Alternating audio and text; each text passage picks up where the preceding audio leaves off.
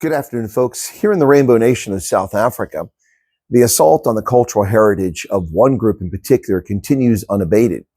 Two incidents in the past 24 hours are clear evidence of what is happening in South Africa. Despite the lies and obfuscation of political figures from across all political parties, not just the ANC, but also parties like Democratic Alliance, the Afrikaner is under stress and under pressure from people who seek to crush or destroy the legacy, the history, and the contributions of those who speak Afrikaans, in particular the Afrikaners and the Boer. The two incidents that come to mind in the past 24 hours are former Foreign Minister Naledi Pandor, known terrorist sympathizer and lover of Hamas, a terrorist group that murdered over 1,200 innocent civilians, Christians, Muslims, and Jews, Israelis, and people from around the world during the Nova Festival back in October of 2023. She loves this organization. She praised their murderous rampage and terrorist actions against innocent civilians.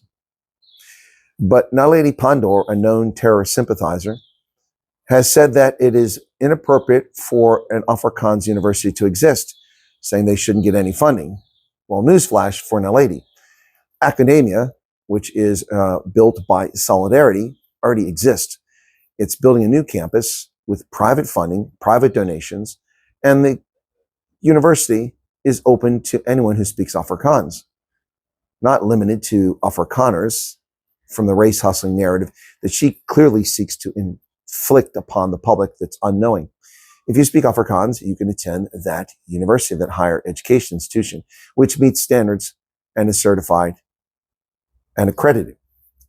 But anything that's Afrikaans for this terror-loving former ANC official is a threat to her mere existence. Why? Why is she so afraid of a language that grew up in Africa? Why does she hate Africans? She clearly hates Africans, at least some South Africans, those who speak Afrikaans, the 2.8 million white South Africans, the 6 to 8 million coloreds, the 900,000 black South Africans whose first language is Afrikaans, and the 180,000 Indians who speak it as their first language. Not to mention the millions of others who also understand Afrikaans. Clearly, she has hatred, deep-seated hatred for these people. Why? She's grown fat and comfortable and wealthy from accomplishing nothing as an ANC cater for the past 30 years. She lived high off the hog simply because of her skin color, not her competence. Yet she lashes out at people. Why? Why the hatred? Why the fear of such a small group of people? It's a good question. Meanwhile, at the Blood River Memorial, which has an Trekboer monument on one side, privately funded and maintained, and a Zulu center on the other side of the Nkome River, funded by the state, but not maintained. It's fallen into disarray. It was not maintained during hours it was open. Not a single person showed up that was supposed to be working there and getting paid when I was there last 2 years ago. But last night at 3:30 in the morning, a fire was reported at the Afrikaans, the Voortrekker side. The fire was extinguished around 5 a.m. It's reported to be arson. At least 20,000 rand of damage, which private donors will have to pick up the cost of because of this arson. Now, was this yet another attack on Afrikaans and the history of the Afrikaners and the Boer, the Voortrekkers? Or was it the work of disgruntled employees? In either case, both of these incidences can be considered a direct attack on a group that's being marginalized in this country. Now, some people say that's appropriate because of apartheid, but those people are morons. What did the colored have to do with apartheid? What did the black South Africans whose first language is Afrikaans have to do with it?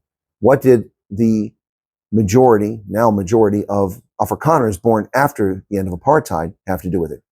And for that matter, how many of the people who are Afrikaners or Boers actually played a role in apartheid that live today?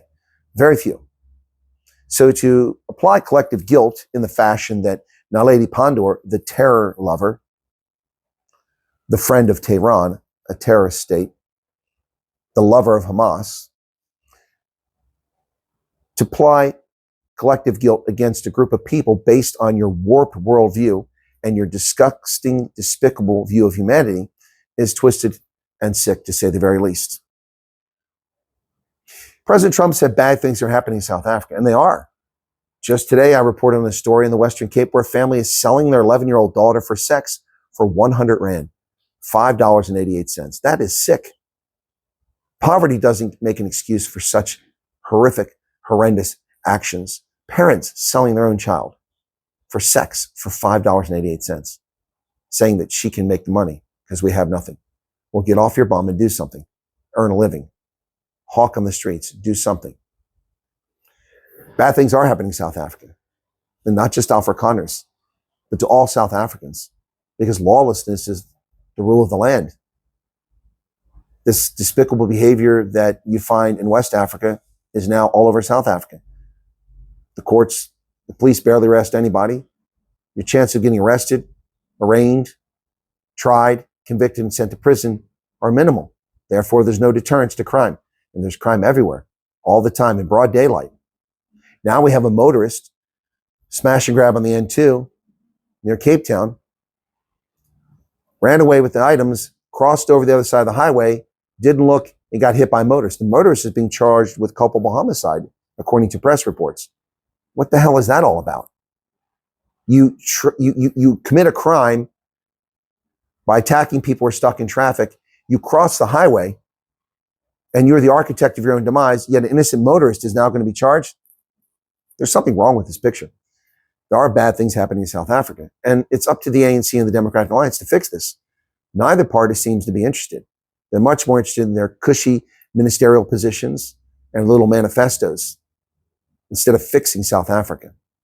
South Africans can save South Africa, but only by going to the polls on November 4th and picking the right party. And the people leading this country are not the right parties. It's time to give someone else a chance to run this country. What say you, South Africa? Zanzi? From Nelspruit in the Lowveld, this is Chris saying, God bless and have a good day.